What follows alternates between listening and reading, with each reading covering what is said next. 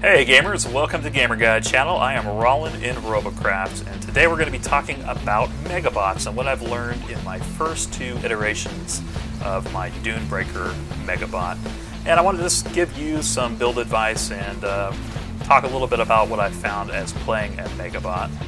First of all, I'll say Megabots is kind of like going back to level 1 in a way. It's kind of a regression because you're lacking a lot of the components and variety that you get in Tier 10 and Tier 9 and everything all the way down to like 2.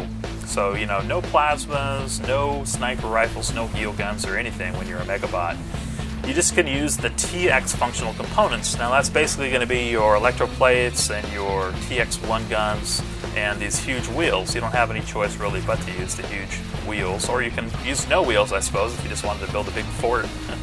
I haven't seen that happen yet, though I have seen some pretty interesting robots. I saw a cake the other day. So that was pretty funny, I thought.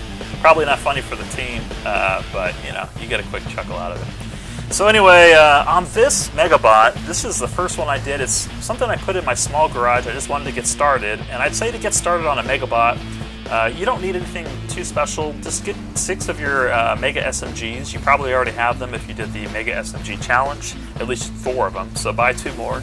A couple of the TX electroplates. You don't have to get too fancy to start out with. Just use a lot of the blocks that you already have, the Tier 10 blocks or even Tier 9 or 8. You can use different blocks, you just can't use different functional components. So that's one thing to think about too, because when I first started this Megabot, I wasn't sure on that, but it turned out, thankfully, that you can use these.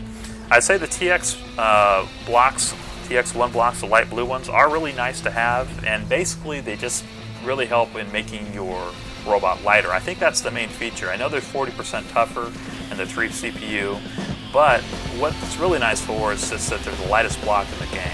And so if you're trying to make a robot like this move fast, add more TX1 blocks. So I'd say, from what I've kind of found, and you'll see here in a little bit too, I have a second iteration of this Dune Breaker that I come up with, and which is quite a bit bigger. But on this one, I'll say I like the speed of it.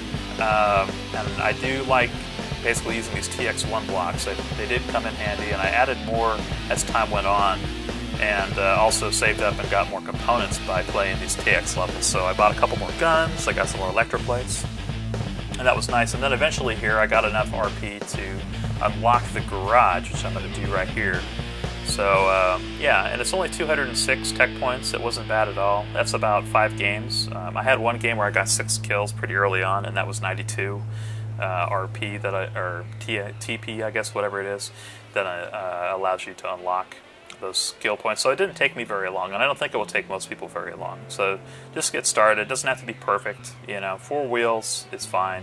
6 guns is fine. And actually, having a more maneuverable TX bot turned out to be really nice, and something I'm probably going to try to get back to, but still having that strength. So probably my 3rd generation robot's going to have a lot more of the TX blocks. Probably even, I don't know about more electroplate, but smarter electroplate, and maybe electroplate in the center. But as you can see, this thing, I mean, it's so easy to get kills with, as long as you can get there in front of the other robots and be able to get those last shots in. That's usually the hardest part. So a lot of times you'll end up with a lot of, you know, damage dealt on, or cubes broken, but actually getting the kills, it's kind of questionable on that.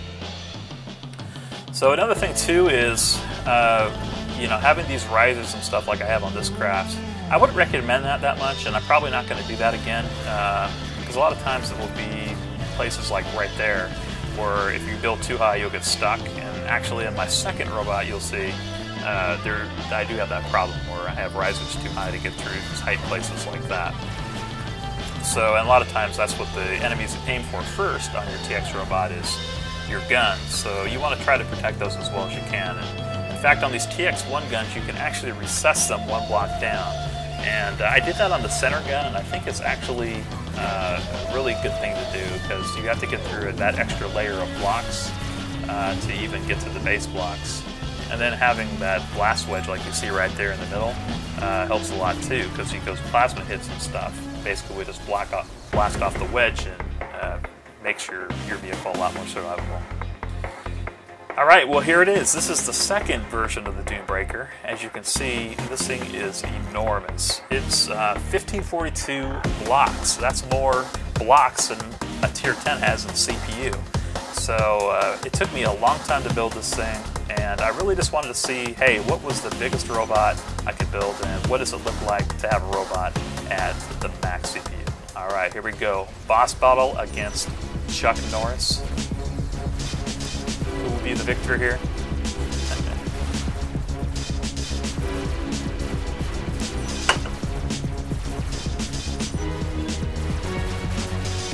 Yeah, so a lot of times too you'll see other robots use the electroplates as extension arms for guns. I'm kind of undecided on if I like that strategy or not.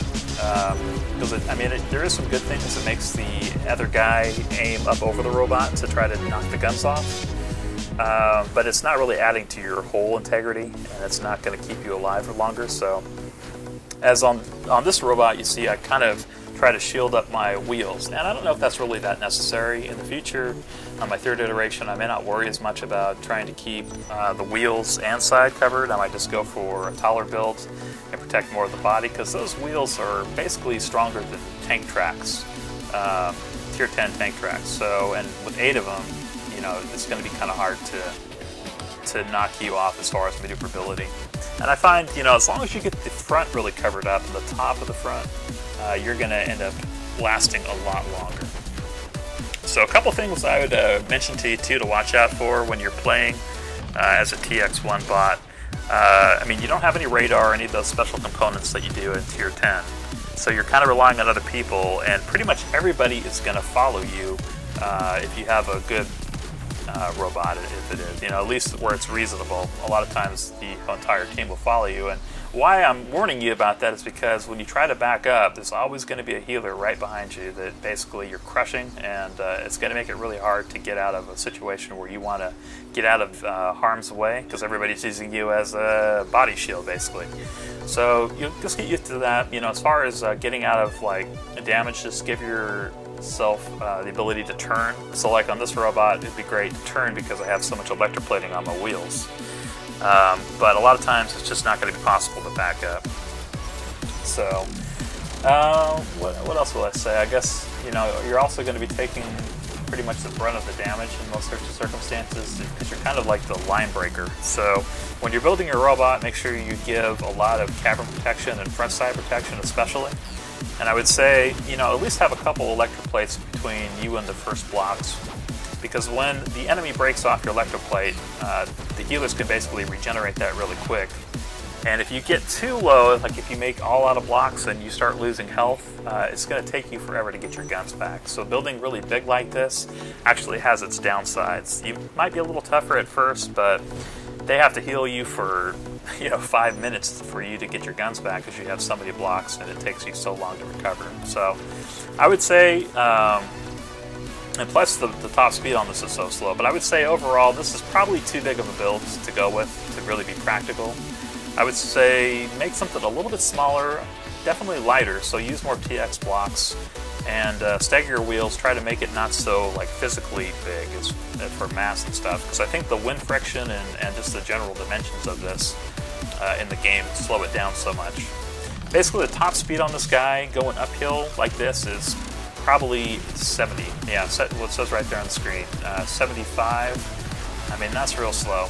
And that, going up hills and backwards and stuff too is real pain. Like if I was backing up a hill, I think I'd probably be at 60 right now.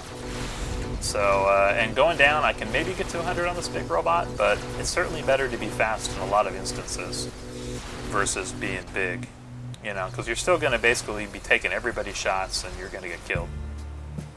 Well, anyway, guys, that's it. I just wanted to give you a basic overview here of what it's like to be a TX1 bot and some advice that you might use when you're building your own. Thank you guys for checking out the channel, and I've been getting a lot of good feedback on my Electromantis healer builds. I'm going to be doing 2 more. I got a Tier 8 and a Tier 10 I'm going to be doing. I've got a request from a friend to go back and do a lower CPU Tier 10. So I'll probably be doing my regular, original Electromantis, I'd say, but doing it with some of the newer components and maybe in a way that's even better than the original. So thanks for checking out the channel. Do come back soon, and please subscribe if you have not done that already. All right, guys, we'll see you next time.